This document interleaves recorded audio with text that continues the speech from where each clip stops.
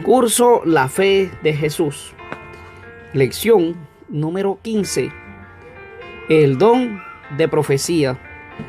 La primera pregunta dice: ¿a quién revela Dios sus designios?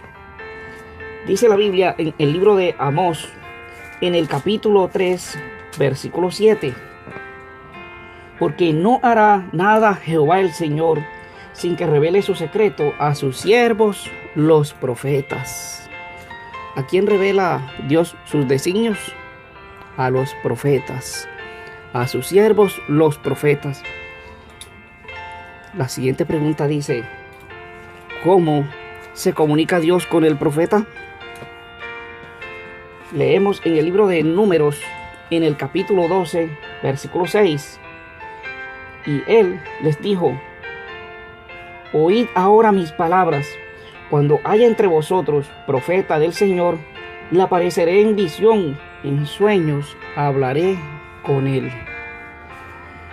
Cuando haya entre vosotros profeta del Señor, le apareceré en visión y en sueños hablaré con él. Dios se comunica con el profeta por medio de sueños y visiones. Pero surge otra pregunta muy interesante. ¿Puede una mujer ser profeta? Leemos en el libro de Joel, en el capítulo 2, versículo 28. Y después de esto, derramaré mi espíritu sobre toda carne, y profetizarán vuestros hijos y vuestras hijas, vuestros ancianos soñarán sueños, y vuestros jóvenes verán visiones. ¿Puede una mujer ser profeta? Claro que sí. Dice el Señor que derramará su espíritu sobre vuestros jóvenes, vuestros ancianos, pero también dice que profetizarán vuestros hijos y vuestras hijas. En la Biblia encontramos algunos ejemplos de mujeres que fueron profetas, como las hijas de Jairo y Débora. Nuestra siguiente pregunta dice: ¿tuvo profetas la iglesia primitiva? La iglesia de los apóstoles tuvo profetas. Leemos en la primera carta a los Corintios, en el capítulo 12, versículo 28.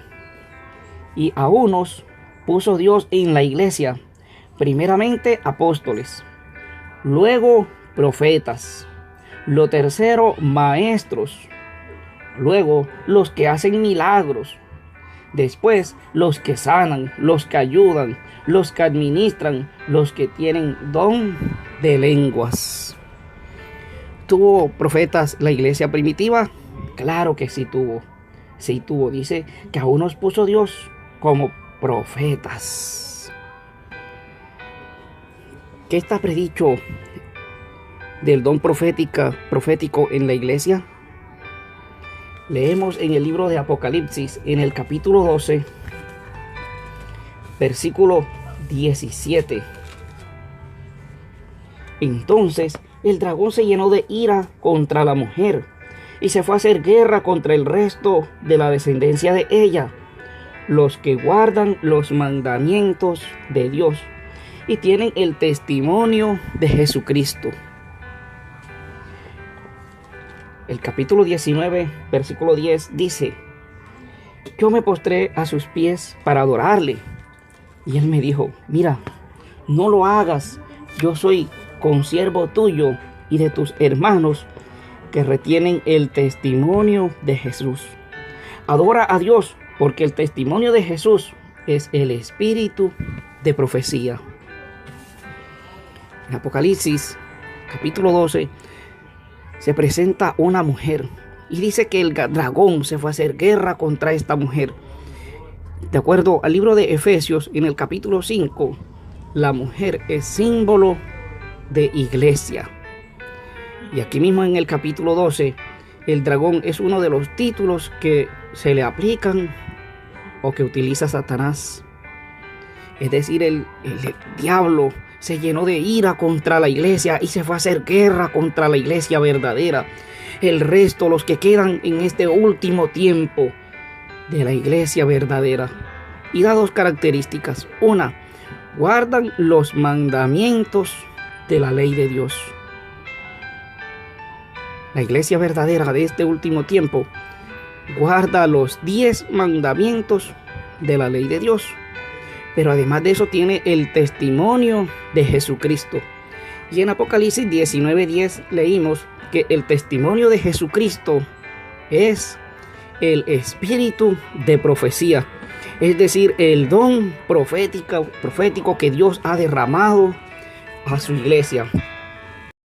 En la iglesia adventista creemos que este don Dios lo manifestó por medio de una mujer, de Elena G. White o Ellen White. Esta mujer nació el 26 de noviembre del año 1827 en Estados Unidos. A la edad de 9 años sufrió un accidente, razón por la que no pudo continuar con sus estudios, pero en el que casi pierde su vida. Elena era de una familia metodista, pero en el año 1842 decidió creer en el mensaje de la segunda venida de Cristo. Decidió poner su esperanza en la segunda venida de Jesús. Tuvo más de 2000 visiones y sueños. Escribió miles de páginas. Y entre sus escritos se hallan algunas profecías cumplidas en este tiempo. Ella escribió que en este último tiempo quedaría como máxima potencia a nivel mundial los Estados Unidos de América. Recordemos que ella murió en 1915, pero en 1914 estalló la Primera Guerra Mundial, un año antes de fallecer. Para ese entonces las potencias eran las naciones europeas, y luego de la Primera Guerra Mundial las dos grandes potencias fueron Estados Unidos y la antigua Unión Soviética. Pasaron quizás poco más de 100 años para que se desintegrara la Unión Soviética y quedara para este último tiempo, tal como Dios se lo reveló, los Estados Unidos como la máxima potencia a nivel mundial. Pero además también escribió acerca de los efectos que tienen en el organismo algunas sustancias como el tabaco y el alcohol. Sustancias que en su tiempo eran aceptados socialmente, pero quizás unos 30, 40, 50 años hacia acá se ha descubierto los efectos nocivos de estos, así como los efectos del azúcar y otros productos más utilizados en el consumo humano. Además, ella, por revelación divina, en su tiempo apenas el espiritismo estaba dando sus primeros pasos con dos hermanas, con las hermanas Fox. Pero el Señor le reveló que este sería un arma que el enemigo utilizaría en este último tiempo. Y hoy el espiritismo se ha propagado a nivel mundial. Se difunde a diario a través de la televisión y en muchos lugares se practica.